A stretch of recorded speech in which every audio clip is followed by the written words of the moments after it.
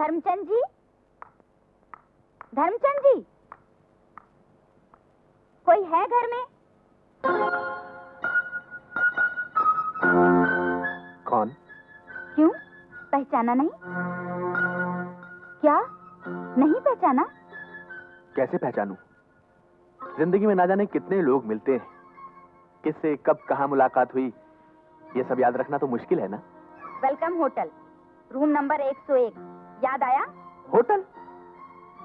मैं तो शुद्ध शाकाहारी आदमी हूँ, होटलों में खाना कभी नहीं खाता। बेवकूफ बनाने की कोशिश मत करो। उस दिन मैं बाथरूम में गई और तुम रफू चक्कर हो गए। ना मेरे पैसे दिए और ना होटल का किराया। मेरी फीस 300 रुपए, होटल का किराया 400 रुपए और आने जाने का खर्च 100 रुपए। पूरे 800 रुपए ढीले करो, तब मैं यहाँ से हिलूंगी सेठ धर्मचंद। अरे मैं तो तुम्हें जानता ही नहीं।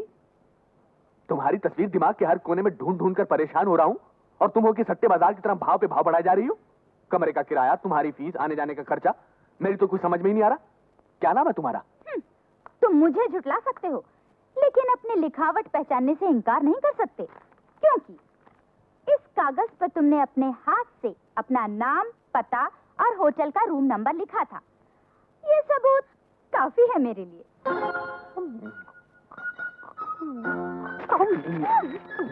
अरे ये क्या किया तुमने? तुम्हारे पैसे हजम करने के लिए और अपनी मान मर्यादा बचाने के लिए मेरे लिए इस कागज को निकलना बहुत जरूरी था। तुम जैसे? मेरा पेट भर चुका है, तुमसे भी और तुम्हारी बातों से भी। अब जाने से पहले सिर्फ इतना बता दो कि तुम्हारा नाम क्या है। लानत है तुम पर।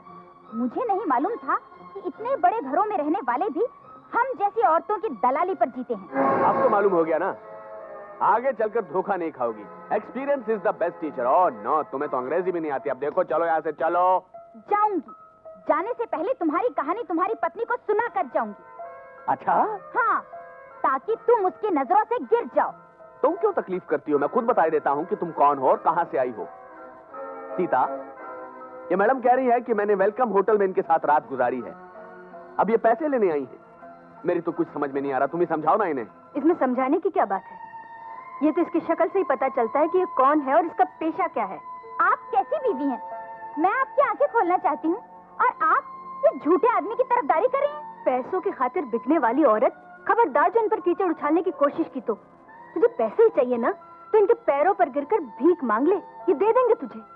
और अगर इनके चरण छू लेगी तो शायद भगवान भी तुझे माफ कर देंगे और गलत रास्तों से भी बच जाएगी। सीता, डैश में आकर किसी की मजबूरी को मत भूलो।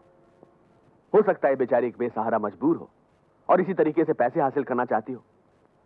पर सुनो, तुमने जो मुझ पर इल्जाम लगाया है, इसका कोई सबूत है तुम्हारे पास? पता नहीं क्यों मुझे तुम्हारी बेबसी पर तरस आ रहा है। इस पर तरस आ रहा है आपको? मुझे तो शर्म आती है इसे देखकर। ये औरत नहीं, औरत जात के नाम पर एक कलंक है। इसे तो... सीता, गुस्सा गुरूर की निशानी है और ईश्वर को गुरूर पसंद नहीं। तुम अंदर जाकर अपना काम देखो, इसे मैं देखता हूं। जाओ। That is Dharamchand. मेरी पत्नी नहीं, सारा समाज मेरी जेब में है। कोई ईश्वर को शैतान कहे तो लोग मान लेंगे, लेकिन अगर कोई मुझको शैतान कहे तो लोग नहीं मानेंगे। लोग कहेंगे कि पागल है। इसलिए अगर तुम मेरी बदनामी करोगी तो लोग तुम्हें पागल समझेंगे। जो दूसरों का विश्वास हासिल करेगा, ईश्वर भी उसका कुछ नहीं बिगाड़ सकते। ये अथर्ववेद के 18वें अध्याय के 18वें श्लोक में लिखा है। जाओ, घर जाकर पढ़ लो। जाओ। That is Dharamchand. मालिक, राम राम। राम राम।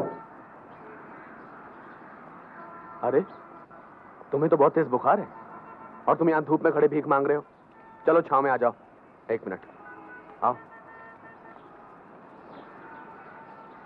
ठीक है, आइए। सलाम साहब। नमस्कार नमस्कार। भाई, तुम लोगों की तनख्वाह मिल गई? हाँ, मिल गई। अच्छा अच्छा। अरे गोपाल। हाँ साहब।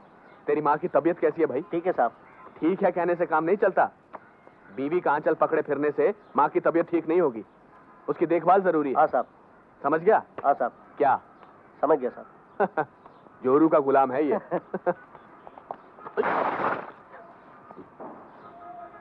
रघु, राजू, जॉन। जी साहब। जी साहब। मैंने तुम लोगों को ये पूछने के लिए नहीं बुलाया कि ये कचरा यहाँ क्यों पड़ा है। एक टोकरी और एक फावड़ा लाओ। मैं साफ करा दूंगा साहब, जमादार को आने दीजिए। उसके आने तक ये कचरा यहीं पड़ा रहेगा। एक टोकरी और एक फावड़ा मंगाओ। मैं भी उठवा देता हूँ साहब, आप बिल्कुल बेफिक्र रहिए। टोकरी और फावड़ा प्लीज। जल्दी जल्दी। इधर लाओ।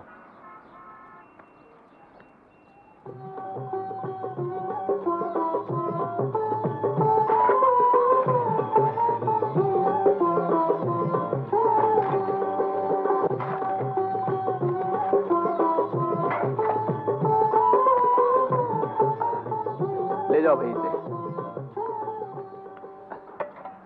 आदमी को अपना काम खुद करते हुए शर्माना नहीं चाहिए। अगर हर आदमी अपना काम खुद करता तो इस देश की गरीबी कब की दूर हो चुकी होती। अगर उसी दिन मैं ये कचरा यहां से उठा देता तो आज यहां पड़ा सड़ नहीं रहा होता। ये गलती मेरी है, इसलिए मैं आप लोगों से माफी चाहता हूं। सर माफ तो आप हमें कर दीजिए, आज के बाद ऐसी गलती कभी नहीं होगी। बात ये नहीं, दूसरों की गलतियां ढूंढने के बजाय अपनी गलतियां ढूंढने में इंसान की भलाई है। अथर्ववेद के 18वें अध्याय के 18वें श्लोक में इस बात का जिक्र है, हैं? तो आप लोग अपना काम करिए, आप मेरे साथ आइए। मालिक हो तो ऐसा बिल्कुल खरा सुना। महात्मा के बारे में सुना था, आज इसे साक्षात देख लिया। महात्मा नहीं, ये तो देवता है, देवता। हे धर्मचंद, सुना तूने? तू आदमी नहीं, देवता है। That is Dharamchand. जब लोग विश्वास के गुलाम हो जाते हैं तो हम जैसों को लोग समाज की पालकी में बिठाकर अपने कंधों पर उठाए फिरते हैं और हम मजा लूटते हैं। अथर्ववेद के 18वें अध्याय के 18वें श्लोक में इस बात का जिक्र है। इसीलिए तो मैं कहता हूं, धर्मचंद की तरह जियो और धर्मचंद की तरह पियो। Cheers!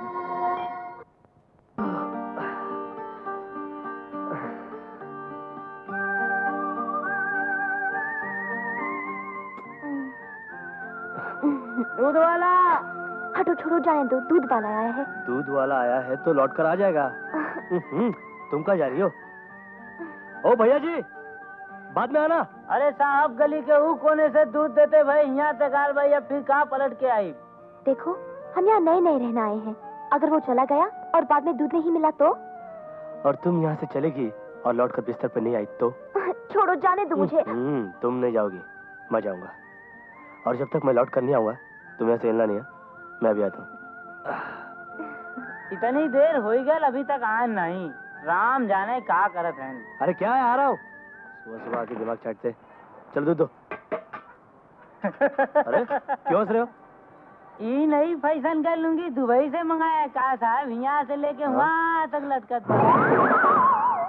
तुमको क्या करना है? तुम दूध दो, चलो। हम दूधवा तो देते हैं भाई साहब, लेकिन आप अपने गाले और माथे का सिंदूर जरूर पोंछ लिए। हमारा नाम रामधनी यादव है, हाँ, ठीक है, ठीक है। बनारस वाला। जाओ यार। अच्छा साहब, जात भाई, जय राम हाँ, जी जरा की। लेके जा।